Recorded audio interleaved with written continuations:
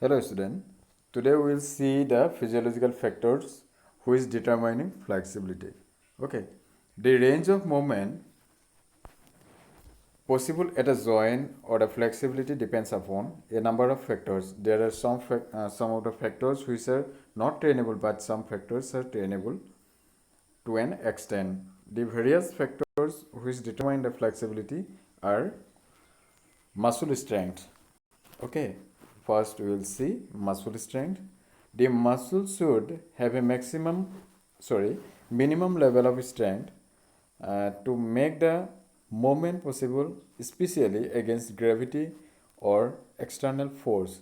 In sprint sports, the legs or knees cannot be lifted to the required height or angle if the related muscles, abdominal muscles, are weak. In fact, weak muscles can become a limiting factor for achieving higher range of movement. Muscle strength is highly trainable and therefore can enhance flexibility of a person. तो muscle strength कैसे flexibility में effect डालते हैं? जैसे कि हम लोग जब रनिंग इवेंट को देखते हैं तो उसमें एथलीट को एक मतलब क्या होता है, एक लॉन्ग स्टेप लेने के लिए हम लोग का हाई नी होना बहुत ज़रूरी होता है.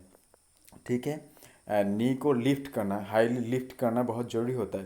ठीक है, उसके लिए हम लोग का एब्डोमिनल मसल का जो स्ट्रेंथ है वो होना बहुत इम्पोर्टेंट होता है. ठीक है, इसलिए एब्डोमिनल स्ट्रेंथ जब नहीं होगा तो हम लोग का नी लिफ्ट नहीं होगा रिक्वायर्ड लेवल तक, तो उससे हम लोग का जॉइंट में वो फ्लेक्सिबिलिटी में इफ़ेक्ट पड़ता है. तो फुल रेंज तक वो मतलब स्ट्रेच नहीं होगा, क्योंकि हम लोग का जब नी लिफ्ट नहीं होगा तो लॉन्ग स्टेप हम लोग नहीं ले पाएंगे. ठीक है, तो उससे मसल स्ट्रेंथ फ्लेक्सिबिलिटी पे ऐसे ही इफेक्ट डालते हैं. ठीक है, तो next joint structure. There are various type of joints in human body. Some of the joints intrinsically have a greater range of motion than others. For example, the ball and socket joint of the shoulder has the greatest range of motion in comparison to the knee joint. ठीक है, हम लोग human body में हम लोगों का बहुत सारे जॉइंट्स होते हैं. ठीक है, बॉल एंड सॉकेट जॉइंट, हिंग जॉइंट, ऐसे शेड्यूल जॉइंट, बहुत सारे जॉइंट होता है. ठीक है, हम लोगों ने वो क्लास 11 में पढ़ा भी था. तो सब जॉइंट का मूवमेंट अलग होता है. ठीक है, कोई कोई एक पर्टिकुलर रेंज तक खोल पाते हैं वो जॉइंट, कोई कोई मतलब बाकी जो जॉइंट है उससे भी ज़्यादा हम लोग स्ट्रेच कर सकते हैं. जैसे कि shoulder joint, ball and socket joint, वो बाकी नी जॉइंट से ज़रूरत से ज़्यादा हम लोग स्ट्रेच कर सकते हैं. ठीक है, उससे फ्लेक्सिबिलिटी इफेक्ट पड़ता है. ओके, जॉइंट स्ट्रक्चर इसलिए फ्लेक्सिबिलिटी में इफेक्ट पड़ता है, देता है. Next, age and gender. Age and gender simple है. तो एज एंड जेंडर में क्या होता है, हम लोगों का जब स्लोली एज बढ़ जाते हैं, ठीक है, तो उससे हम लोगों का फ्लेक्सिबिलिटी धीरे धीरे कम होता देखते हैं हम लोग.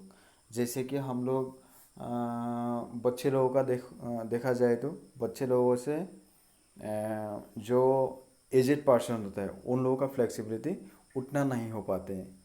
ठीक है, तो जैसे जेंडर, फीमेल का जो फ्लेक्सिबिलिटी है तो उससे मेल का फ्लेक्सिबिलिटी बहुत कम होता है देखा जाए तो. लेकिन हम लोग वो practice by practice, yogic practice हो या फ्लेक्सिबिलिटी एक्सरसाइजेज हो, उससे हम लोग फ्लेक्सिबिलिटी इंक्रीज कर सकते हैं. ऐसा नहीं कि हम लोग आज हम लोग का फ्लेक्सिबिलिटी नहीं है कि कल भी ऐसे ही रहेंगे. तो बाय डूइंग फ्लेक्सिबिलिटी एक्सरसाइजेस हम लोग फ्लेक्सिबिलिटी इंक्रीज कर सकते हैं. ठीक है, एज एंड जेंडर इससे ही फ्लेक्सिबिलिटी में इफेक्ट पड़ता है. Okay, next stretchability. Of muscles. इसमें क्या है, जब हम लोग रेगुलरली हम लोग स्ट्रेच नहीं करेंगे मसल को, जैसे कि हम लोग जो फ्लेक्सिबिलिटी एक्सरसाइजेस हैं, जैसे हम लोग स्ट्रेचिंग करते हैं, योगिक एक्सरसाइजेस करते हैं, हम लोग क्या है जा पाते हैं, लेकिन हम लोग जितना हम लोग स्ट्रेच कर सकते हैं उससे भी कम स्ट्रेच करके लौट जाते हैं, जो प्रीवियस पोजीशन है उसमें लौट जाते हैं। उससे हम लोगों का वो मसल तक इफ़ेक्ट नहीं पड़ता है, ठीक है। और हम लोग रेगुलरली जब वो फ्लेक्सिबिलिटी एक्सरसाइजेस नहीं करेंगे, मसल को स्ट्रेच नहीं करेंगे, तो उससे हम लोगों का फ्लेक्सिबिलिटी धीरे धीरे कम होता देखता है, ठीक है। तो उससे फ्लेक्सिबिलिटी में इफ़ेक्ट पड़ता है।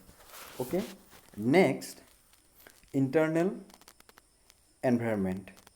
इसमें क्या बोल रहे हैं, internal environment of the athlete influences the flexibility. For example, 10 minutes in a warm bath increases body temperature and flexibility, whereas 10 minutes staying outside in 10 degrees Celsius reduces body temperature and flexibility.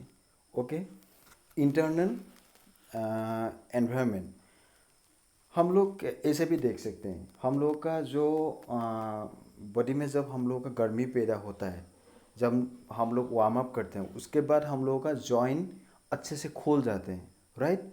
जब body को मतलब जब हम लोगों का body में वो temperature increase होता है, तब हम लोगों का फ्लेक्सिबिलिटी खोल जाते हैं। और जब हम लोग जैसे विंटर सीजन में देखें तो हम लोग का जॉइंट खोलते नहीं है अच्छे से। क्यों? क्योंकि हम लोगों का वो बॉडी टेम्परेचर ऑलरेडी वेदर के साथ हम लोगों का वो रिड्यूस होता देखते हैं, इसलिए हम लोगों का मसल खोलते नहीं है अच्छे से।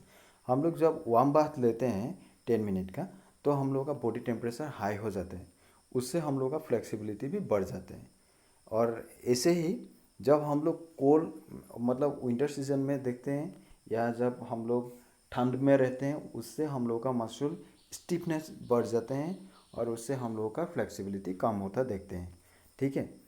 यही है इंटरनल एनवायरनमेंट। तो next, previous injury. Previous injury क्या है, मतलब जब हम लोग का कोई मसल इंजर्ड होता है, ठीक है, कोई जॉइंट इंजर्ड होता है, या कोई जॉइंट डिसलोकेशन मतलब हुआ था, तो उससे हम लोगों का प्रीवियस डिसलोकेशन होने से पहले जो मूवमेंट कर पाते थे हम लोग, जब डिसलोकेशन हो जाते हैं उसके बाद हम लोग अच्छे से वो मूवमेंट नहीं कर पाते हैं, ठीक है। यही है प्रीवियस इंजरी। तो उससे फ्लेक्सिबिलिटी में इफ़ेक्ट पड़ता है। ओके, तो ये था फिजियोलॉजिकल फैक्टर्स डिटरमाइनिंग फ्लेक्सिबिलिटी। तो next we will see physiological factors determining endurance, and after that effect of exercises on cardiorespiratory system। ये भी बहुत important topic है, वो भी देखना है हम लोगों को, ठीक है। maybe day after tomorrow you have online test, so in the next class we will see the revision class, what are the things we should practice for online test. We will see in the next class. Okay, thank you everyone, bye bye.